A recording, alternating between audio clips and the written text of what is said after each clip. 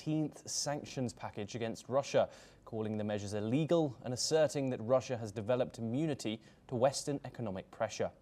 Kremlin spokesperson Dmitry Peskov stated that the sanctions no longer have the same impact on Russia as the country has adapted over the time to these restrictions. He emphasized that the new sanctions, which target Russia's oil and energy sectors, will not have the desired effect on Russia's economy. Peskov also highlighted that the sanctions are ultimately harmful to the nations backing them, suggesting that they are causing more damage to those imposing the restrictions than to Russia itself. Regarding diplomacy, Peskov stated that there are no immediate plans for a phone call between the Russian president and US President Donald Trump, although such a conversation could be arranged if necessary. Now we're once again joined by Professor Popovsky to discuss this statement coming out of Moscow. Professor Popovsky, as you know, the European Union announced its 18th sanctions package on Russia today. Moscow has now replied and said that it shows that Moscow is now immune to Western economic pressure. What are your thoughts on this statement?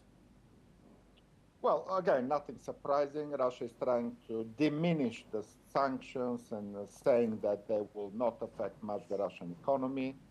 Obviously, to a certain extent, that's true, because these are only sanctions imposed by the European Union and some other countries like Canada, Australia, Japan, United States, but not the rest of the world. And what Russia cannot sell to the Europeans, it goes to China and India.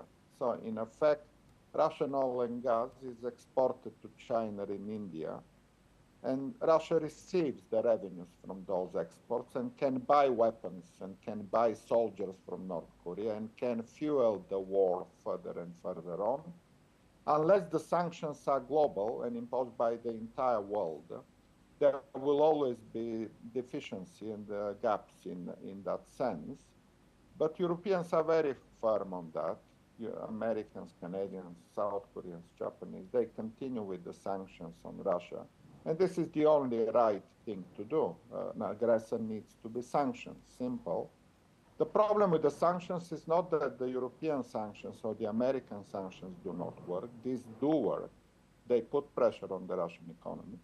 The problem is that other countries like China and Russia and India continue to buy Russian oil and gas, effectively supplying the Russian economy with the money to continue the war. Yes, Professor Popovsky, just quickly, we had a quick statement there from the Russian spokesperson Peskov saying that there's no so far planned phone call between the Russian and the US president that's so far planned. How do you feel as if Putin is currently feeling right now in regards to his relationship with the US president? We've heard Donald Trump use some quite strong language when it comes to the Russian president nowadays and also act on it, giving him this ultimatum of 50 days or the US will impose sanctions on Russia's trading partners. What are your thoughts on what you think the Russian president is now making of the relationship he has with the US president? Yes, Thomas, as you mentioned, obviously the Russian President Putin is not happy with what Donald Trump is saying recently, and should not be happy because Donald Trump slowly understood what to do and took a strong stand against Vladimir Putin, putting ultimatums, reminding him the ceasefire agreement, which was discussed many months ago, and Russia did not cooperate. So obviously this change of tone in Washington, D.C. is not pleasant for Vladimir Putin and Kremlin. But again, Peskov is trying to play that and say the lines are open, we are happy to talk, we don't close any connection and relationship. Russia is hopeful that Trump will continue the talks, trying to achieve an agreement, and somehow any talk with Moscow by Donald Trump in Russia is most welcome. So this is the game Russia tried to play. Again, similar to what we discussed earlier about the sanctions and about the NATO threats. is that Russia is trying to show that at least Donald Trump administration is legitimizing what Russia does in Ukraine. And for that matter, they are open for talk. They try to look constructive, but after those talks, nothing happened.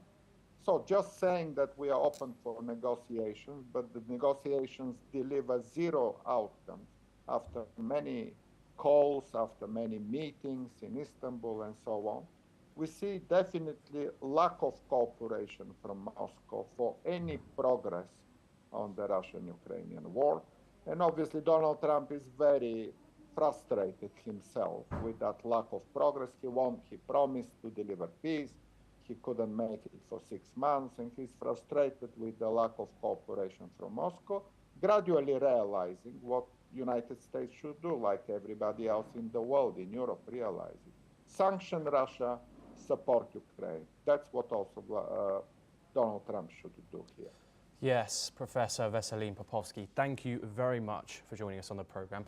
Your insight is always very much valued. We now move to another related development where Ukrainian President Volodymyr Zelensky held a lengthy conversation with French President Emmanuel Macron to discuss urgent defence needs on the front lines.